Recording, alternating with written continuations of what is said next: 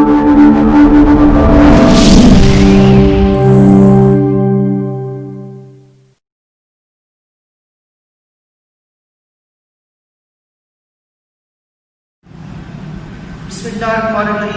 वालेकुम dear students. बेटे मुझे उम्मीद है कि आप सब खैरियत से होंगे और मैं अल्लाह ताला से दुआ करूँ अल्लाह ताला आपको हमेशा खुश पूरा रखे। अभी जी हमने पहले चैप्टर का जो इंट्रोडक्शन था वो फर्स्ट चैप्टर था हमारा क्वाड्रेटिक इक्वेशन का, उसका इंट्रोडक्शन हमने किया था। इसमें हमने क्वाड्रेटिक इक्वेशन के बारे में पढ़ा, लीनियर इक्वेशन के बारे में पढ़ा, प्योर क्वाड्रेटिक इक्वेशन के बारे में पढ़ा और आपको ये बताया गया था कि हम अपने क्वाड्रेटिक इक्वेशन को कितने मेथड से सॉल्व कर सकते हैं। ये आपकी नेक्स्ट पिछले प्रीवियस लेक्चर गुजर चुका, उसकी एक मुख्तसर सी समरी थी। आज हमारे पास आ रही है एक्सरसाइज नंबर 1.1। आज देखते हैं कि हमने उस दिन पहले लेक्चर में जो कुछ पढ़ा था उसमें से कितना आज हमारे लिए इस हमारी एक्सरसाइज में यूजफुल है। तो देखिए बेटे, फर्स्ट जो एक्सरसाइज है इसकी जो स्टेटमेंट है इसके ऊपर अगर हम लोग गौर करें तो यहाँ पर लिखा हुआ है right the following quadratic equations in the standard form and point out pure quadratic equation. ये इसका मतलब ये बनता है कि आपको जो गिवन स्टेटमेंट या गिवन जो क्वेश्चन दिया गया है आप उसको क्वाड्रेटिक इक्वेशन की स्टैंडर्ड फॉर्म में लिखें। इसमें लिखेंगे स्टैंडर्ड फॉर्म में और उसके बाद आपने इंडिकेट करना है कि उनमें से कौन सी प्योर क्वाड्रेटिक इक्वेशन है। ये दोनों चीजें हम लोग डिस्कस कर चुके हैं अपने प्रीवियस लेक्चर में, क्वाड्रेटिक इक्वेशन के बारे में भी और प्योर क्वाड्रेटिक के बारे में।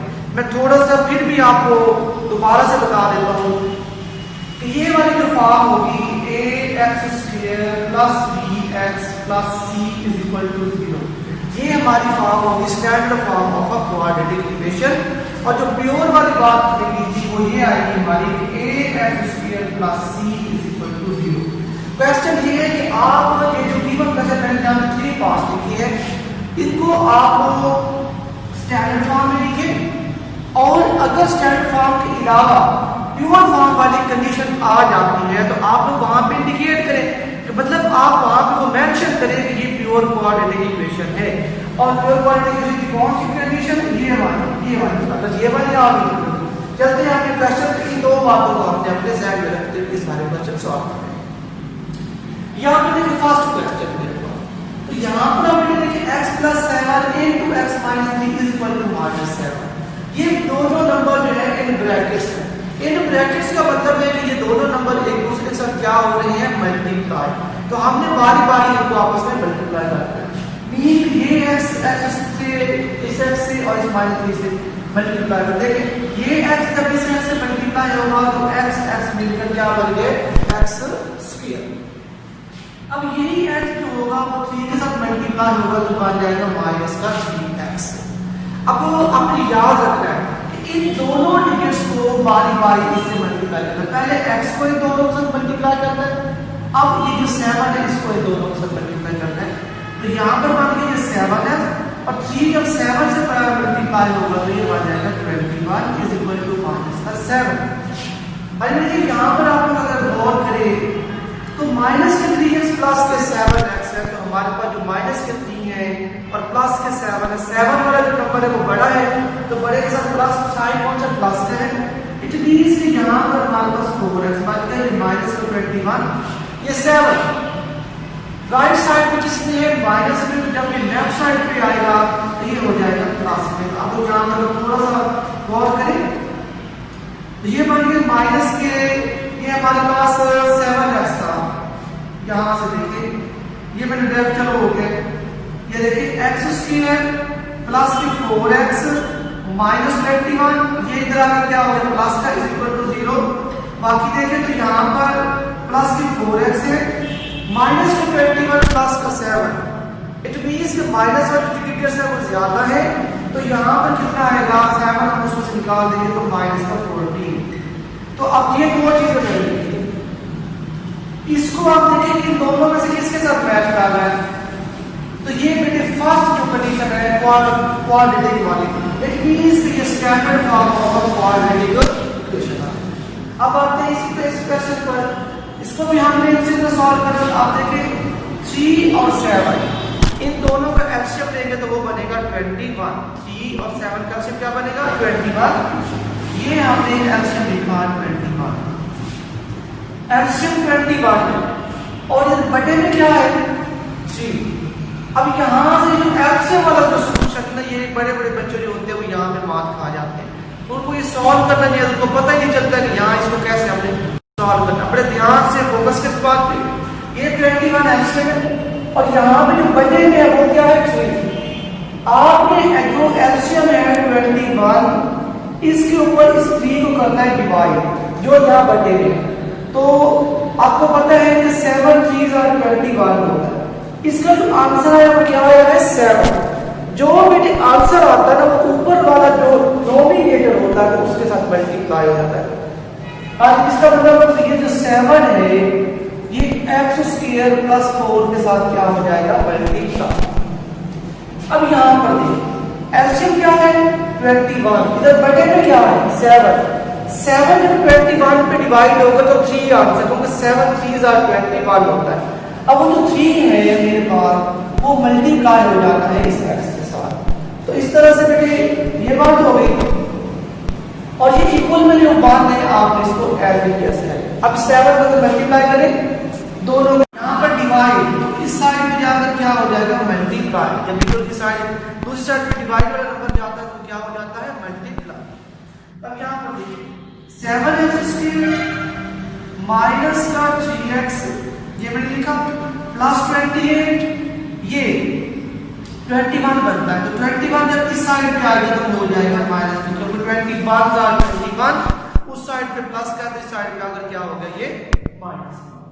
आइए तो 7x² माइनस का 3x और प्लस 27 में से हमने 21 निकाल देने, तो सॉरी 28 में से 21 निकालेंगे तो कितने बचेंगे हमारे पास 7।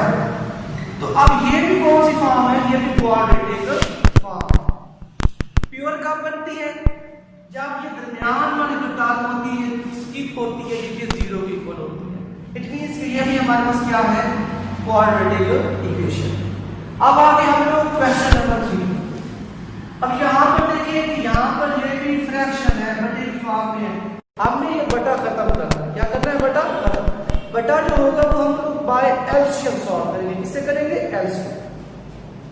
यहाँ पर देखिए इसका एलसीएम आ गया x + 1 * x, जो बटे में था वही हमारा क्या है एलसीएम। ए भी जो एलसीएम उसे देखिए x + 1 * x + 1 एलसीएम में मौजूद है और जो बटे में भी क्या है x + 1 है। जो एलसीएम में हो और उस जैसा मिलता जो बटे में होता है वो दोनों आपस में डिवाइड होके क्या हो जाते हैं कैंसिल, बाकी क्या बचा ये x। अब ये जो x होगा इस x के साथ क्या हो जाएगा मल्टीप्लाई, यानी x × x। अब हम लोग दूसरी फ्रैक्शन पे गया जो ऐड हो रही थी प्लस हो रही थी, तो ये x और ये x दोनों सेम है, ये दोनों एक दूसरे के साथ कैंसिल हो जाएंगे और बाकी बचेगा x + 1। अब ये x + 1 और ये x + 1 दोनों आपस में क्या हो गए मल्टीप्लाई। ये भी x + 1 है, ये भी x + 1 है, तो x + 1 तो मेरे ये हो गया स्क्वायर। x + 1 दूसरा भी x + 1 है, तो क्या बन गया स्क्वायर। इक्वल में जो 6 है वो आप इसको a + b का होल स्क्वायर, किसका स्क्वायर बन गया a + b का होल स्क्वायर। तो आप इसको क्या करेंगे ओपन, तो देखिए ये होगा a², ये a है, b क्या है हमारे पास 1, तो b का जब स्क्वायर करेंगे 1 का, तो 1 का स्क्वायर क्या होता है 1 ही होता है, 1 का स्क्वायर 1 ही होता है। आगे आ गया +2ab, वो आएगा 2x, बटे में इस x को मल्टीप्लाई करें तो x स्क्वायर x बन गया, इक्वल में क्या आ गया 6। तो यहाँ पर देखिए x² ये और ये, तो 2x² हमारे पास आ गया। कितने x² बन गए 2x², दोनों प्लस में थे, +1 + 2x। बाय ये जैसे है आप इसको फिलहाल ऐसे लिखें इक्वल टू 6। अब देखिए 2x² + 1 + 2x = 6, ये इधर डिवाइड है x² + x, लेफ्ट साइड में क्या हो रहा है डिवाइड, तो राइट साइड भी जाके क्या हो जाएगा मल्टीप्लाई। तो यहाँ पर देखिए x² + x, ये हमने क्या कर दिया इसको मल्टीप्लाई। अब ये देखिए इसे आप ऐसे लिखिए +1 + 2x इस 6 को अगर मल्टीप्लाई करें 6x² प्लस का 6। अब ये रकम बड़ी है, यहाँ पे 6x² है, यहाँ पर 2x² है। आपने याद रखना है कि जो छोटी रकम होती है वो हम लोग बड़ी रकम की तरफ हमेशा ट्रांसफर कर देते हैं।